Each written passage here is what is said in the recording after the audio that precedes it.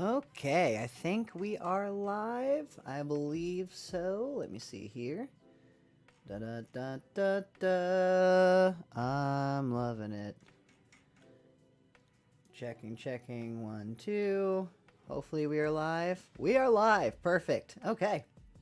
That's what I like to see.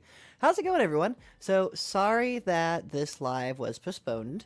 I had to I had to cover boot camp, so I was unfortunately unable to do this live because they were at the same time. But here I am. I am live, and we are going to be discussing the first phase of our nutritional coaching program. So this is something that I'm very excited to share with you because I know it will help. It's helped me personally, and I know it's going to help a bunch of people, whoever gets a chance to see this. Now, I just want to give you an idea of how this is going to be broken down. So this first part is live, and then I'm going to go into the actual educational side of thing, and I'm going to treat that as if it was a YouTube video so that Brandon can go and cut it up, and then I can send it out as an edited content piece. And then after that, we're going to be doing a live Q&A. So if there's any point in time where you have a question, concern, or you want me to elaborate on anything anymore, that's perfectly fine. Just go ahead and drop a comment. Let me know what your question is, and I will be answering those questions as we go. So that will be saved for the end. So just so you know, stick around for the whole thing because that's when I'll be answering all of your questions and all of that fun stuff. In the meantime, I just want to remind everyone, if you're in the Terre Haute area or around the Rockville area, we are going to be doing a turkey run event on July 22nd. So July 22nd, we will be doing at 10 a.m. We're meeting at Turkey Run at the Nature Center. We're going to be doing a hiking trip where we're going to have a couple of different trails to choose from. We're all going to get together, go hiking, hang out, and then afterwards we're going to do a potluck picnic. It's going to be a pretty freaking good time. I'm very much looking forward to that, so hopefully you guys can come. Unfortunately, orders are closed now, but we did have this limited edition swag. We had some shirts available too, but those are closed out, so unfortunately if you haven't picked them up, they are no longer available. Some other cool things that are happening in August. I think August 12th, we have the River Rumble powerlifting meet, so that's going to be fun. So hopefully that is something, if you're interested, you can come watch or even compete in. It's a great first powerlifting meet. My very first powerlifting meet was APF. They're very, very good for beginners and very, very kind to everyone who participates. So looks like some people's joining us. I'm going to start with the actual educational piece and at 5 after. So I'm going to give everyone a couple minutes here to, join in and, experience it live. So how's everyone's day going so far? Any questions, concerns, anything like that? Any fun stuff going on in the worlds of everybody out there in the Facebook lands? I'm sure some of you are at work right now. Hopefully work day's going well. I haven't done one of these lives in a very long time. By myself anyway. Normally I'm the host, but the guest is the one that does all the talking. Packing for Mexico. Leave for tomorrow. That's awesome. Congratulations. Maria, that's going to be so much fun. I am so jealous. I've never been to Mexico, but it looks like a lot of fun, and the food looks amazing. And since your favorite cookout food is booze, I'm sure you're going to find plenty of that there too. So I'm pretty excited for you. Retired today? Really? Who's that? Who said that? Retired today. Retired day is going well. Oh, retired day is going. My bad. Is this like the anniversary of when you retired, Tammy? Sorry. If that was, I'm sorry I didn't say congratulations. So awesome work to Tammy. She failed a lift for the first time, which is absolutely amazing. She made a post about it, so I don't mind sharing it publicly. And it is, it's an amazing first step. So if you never experienced actually failing a lift, especially a chest movement, it's an interesting experience. Like your arms just stop moving. Like it doesn't even feel heavy. You just can't move anymore. It's kind of crazy. But it's an important milestone to really see what you're capable of. And I'm super excited for her for reaching that point. So congratulations, Tammy, on that. Weirdest experience ever, 100%. It is big weird. It is very weird. I am going to be giving out free resources in this, so I'm looking for the link now to make sure that I can share it in the comments. I'll also put it in the post as well. but that's not loading very fast. So it will be in there post-edit, I guess. So that's fine. But yeah, that's pretty awesome. Okay, so we are 5 after, so I'm going to go ahead and get started. So keep in mind, like I said, I'm going to treat this section as like a YouTube video, so I won't be responding to comments during this time. However, please ask questions during this because I will definitely answer them at the end of the presentation. So I'm not ignoring you, I promise. I will get your questions answered and it will be done momentarily. So, and scene. How's it going, everyone? Josh here with Dedicated Health. And when I first started my fitness journey, one of the hardest things for me to figure out is what these things called macros were. All I knew is that I wanted to look a certain way. I knew nutrition was so important for that, and everyone I followed that looked the way I wanted to look were talking about macros. But I didn't know what a macro was or what foods made up macros. And I tried downloading like MyFitnessPal and tracking it myself, but it seems like I was always over on some macros, under on others, and I just couldn't figure out what made what. The issue was I was trying to learn how to read before I learned the alphabet. I didn't understand what macros were or even what foods made up those macros to make sure that I was able to actually have a balanced diet and reach my nutritional needs. So what I did was I took a step back and thought about learning this as if I was learning in school. And I went through what I call now phase 1 of our nutritional coaching. Now there's more in-depth things you can learn as you go, but this is really the first steps I took in understanding what macros were. So first things first, let's pull up my handy dandy presentation here.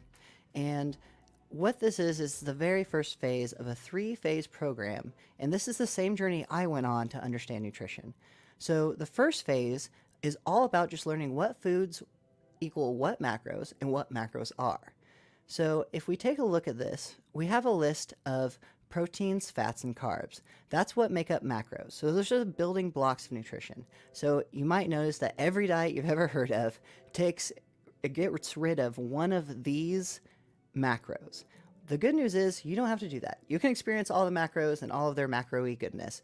And just making sure you have a nice balance of them is really the important thing. So first and foremost, proteins, fats, and carbs are what make up macros.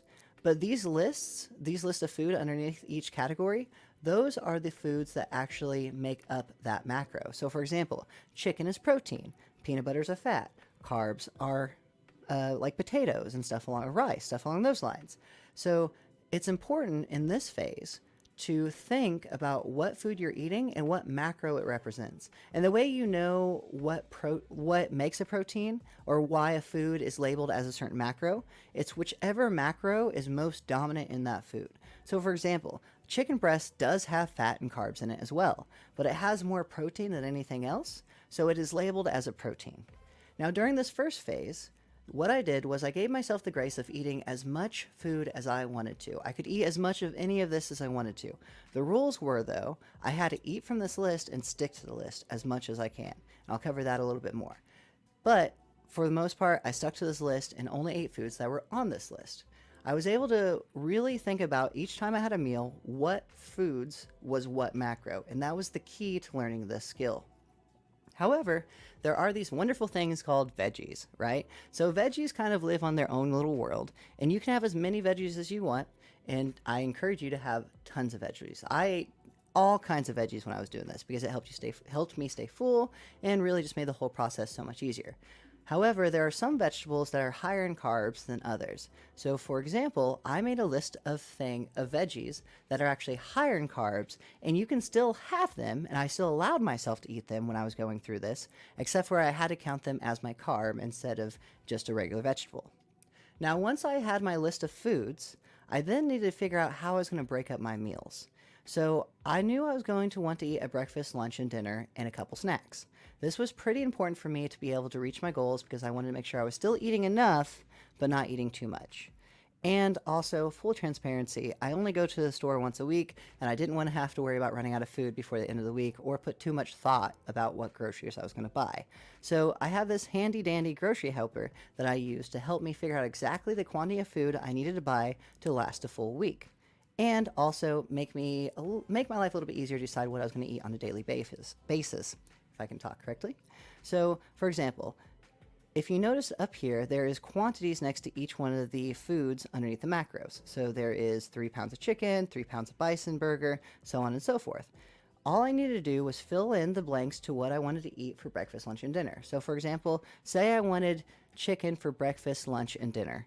I don't recommend it, it gets boring pretty quick, but say I was being really lazy and I didn't want to cook, I would need enough chicken to last me for breakfast, lunch, and dinner for a full week. So that would mean I would need 3 pounds of chicken for all of my breakfast, 3 pounds of chicken for all of my lunches, and 3 pounds of chicken for all of my dinners. However, more practically, say I wanted to have eggs for breakfast, turkey for lunch, and chicken for dinner. I would need a whole carton of eggs to make sure I had enough for all my breakfasts. I would need 3 pounds of turkey for all my lunches and 3 pounds of chicken for all of my dinner. And I would just go through each one of my macros and make sure I had each one of those categories labeled. And that way, I would make sure I have a balanced meal ready to go whenever I needed it.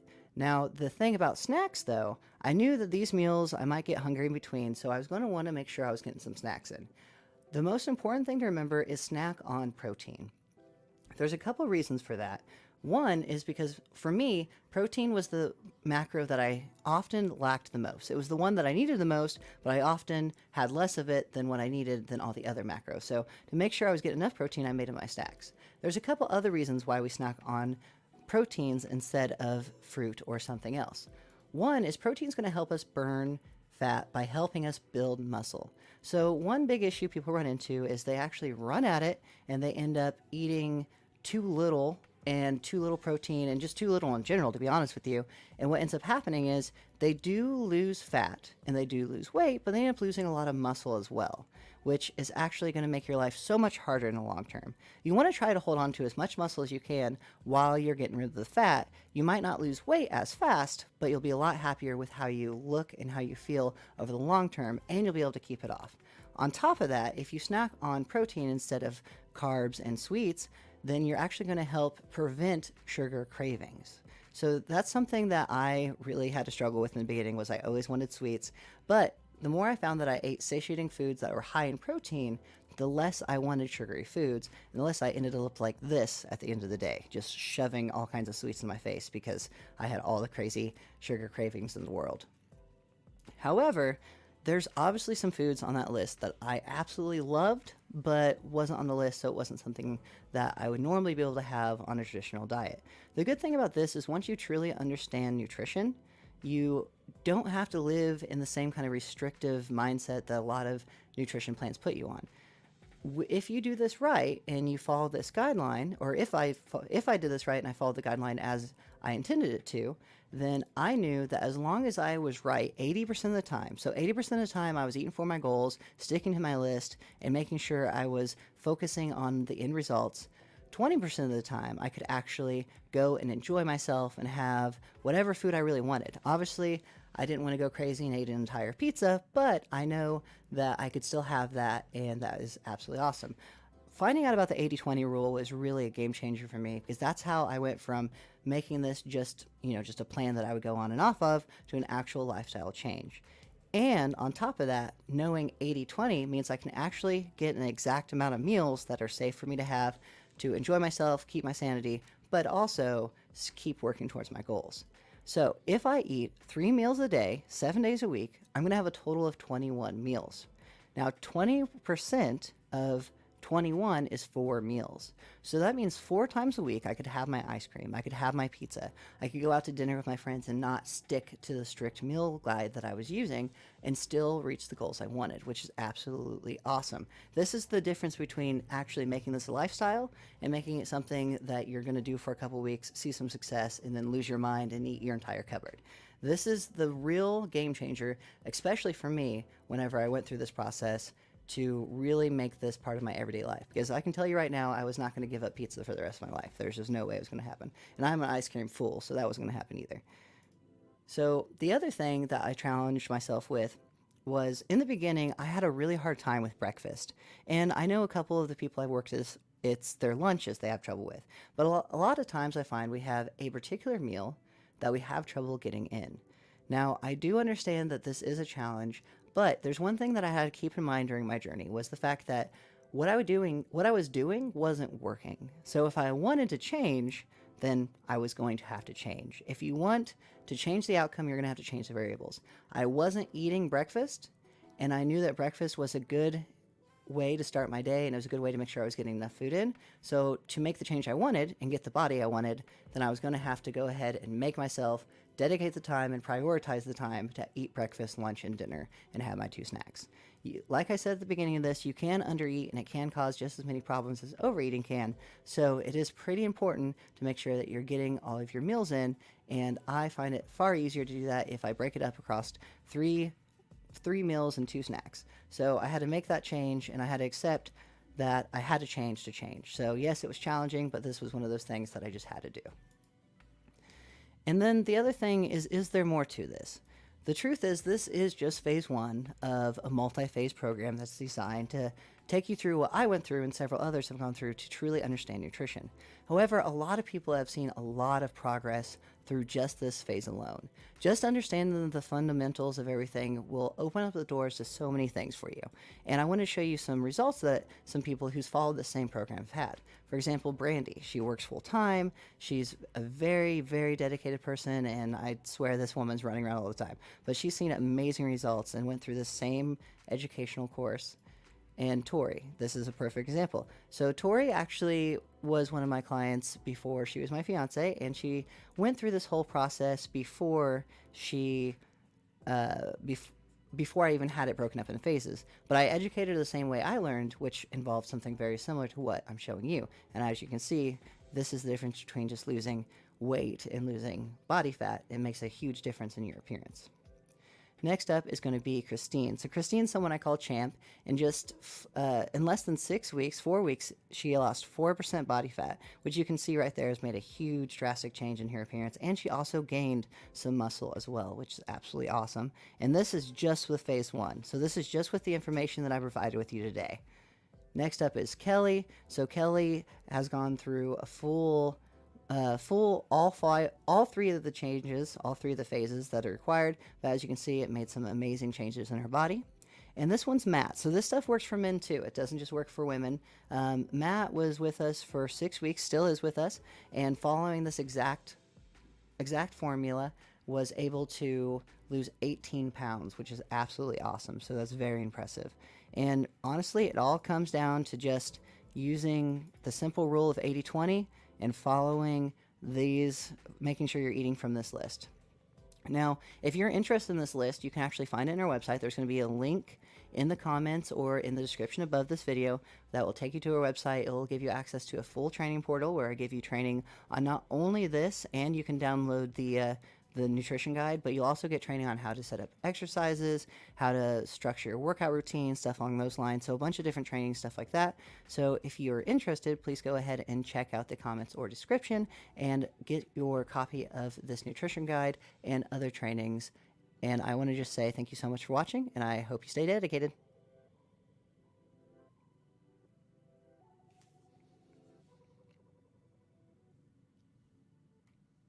Okay, so there we go. That was the training course. Did anyone find that useful? Hopefully it was something that was news to you, something that you could actually use and is practical for you.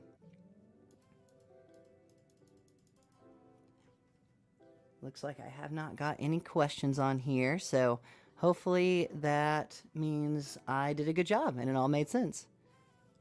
How much fruit do I advise? So fruit, let me go back to the little chart here. So fruit counts as a carb. And a very important thing to remember about this is there's no measurements, there's no quantities, nothing like that. It would just take the spot of a carb in your meal plan. So if you're following this structure, then you're going to basically fill in your fruits where you see carbs. Fruits, I don't really have any problem with fruits. I know a lot of people are freaking out, or at least they were. I think that trend's actually died down now, thank goodness.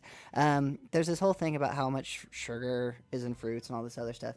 Honestly, there's so much counteracting fiber in fruit that it's not going to have the insulin impact that people are freaking out about. Like there was some people saying that fruit's the same as cookies and all this other stuff, and the fiber in fruit is it really does slow down the digestion. So it really just count as another carb. So honestly, as much fruit as you want, just follow the guideline. That's what I would recommend.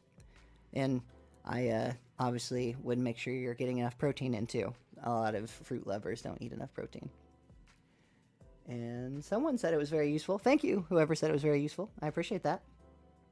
I still do not know how to get this to let me see who it is commenting. So hopefully there's some other people in here that is enjoying it.